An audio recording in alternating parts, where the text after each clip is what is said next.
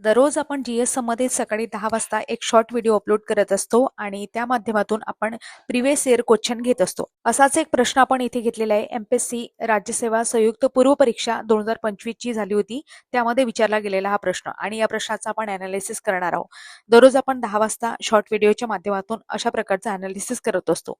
अधिक माहितीसाठी तुम्ही आपलं स्पर्धा विश्व ऑफिशियल हे टेलिग्राम जॉईन करू शकता. तिथे डेली आपण नोटिफिकेशन टाकत असतो. शिवाय ऍग्रीकल्चर संबंधित सुद्धा आपण एक शॉर्ट व्हिडिओ अपलोड करत असतो संध्याकाळी 4 वाजता आणि त्या संबंधित फ्री टेस्ट सुद्धा आपण आपल्या स्पर्धा विश्व ऍप मध्ये अवेलेबल करून दिलेली आहे. ते तुम्ही जॉईन करू शकता. चला तर मग प्रश्न पाहू. प्रश्न आहे प्रोकॅरियोटिक आनुवंशिक कोड मधील एन फॉर्मिल मिथिओनाइन साठी प्रारंभिक कोड कोणता? इथे कोडांबद्दल विचारलेला आहे. इथे एक टर्मिनॉलॉजी विचारली गेलेली आहे प्रोकॅरियोटिक. आता मी तुम्हाला प्रोकॅरियोटिक आणि आणखी एक आहे युकॅरियोटिक यामधला फरक सांगते. प्रोकॅरियोटिक तुम्ही कोणाला म्हणू शकता? ज्यामध्ये प्रो म्हणजे पूर्व, आधी असं म्हणू शकता. ज्यामध्ये काय असते, केंद्रक आहे, न्यूक्लियस आहे. ज्या पेशीमध्ये न्यूक्लियस पूर्ण वेल डेव्हलप नसते त्याला आपण म्हणतो प्रोकॅरियोटिक. त्यामध्ये प्रामुख्याने कशाचा समावेश होतो? उदाहरणार्थ आपण बघितलं बॅक्टेरिया आहे, सायनोबॅक्टेरिया. म्हणजे सायनोबॅक्टेरियाचा अर्थ होतो निळे हिरवे शेवाळ. यावर सुद्धा प्रश्न विचारून झालेला आहे.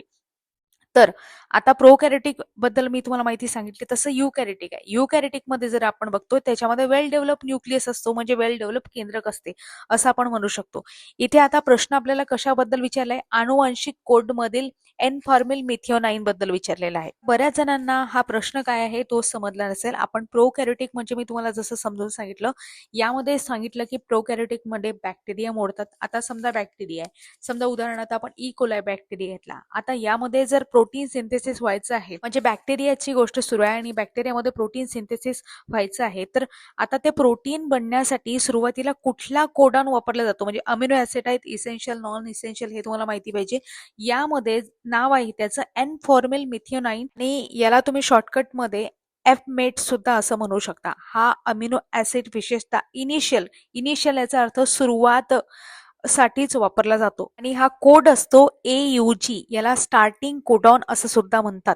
काय म्हणतात? AUG ला स्टार्टिंग कोडॉन म्हणतात, हे लक्षात घ्या. आणि हेच आपल्या प्रश्नाचं योग्य उत्तर आहे आणि हे कुठे सांगितलेलं आहे?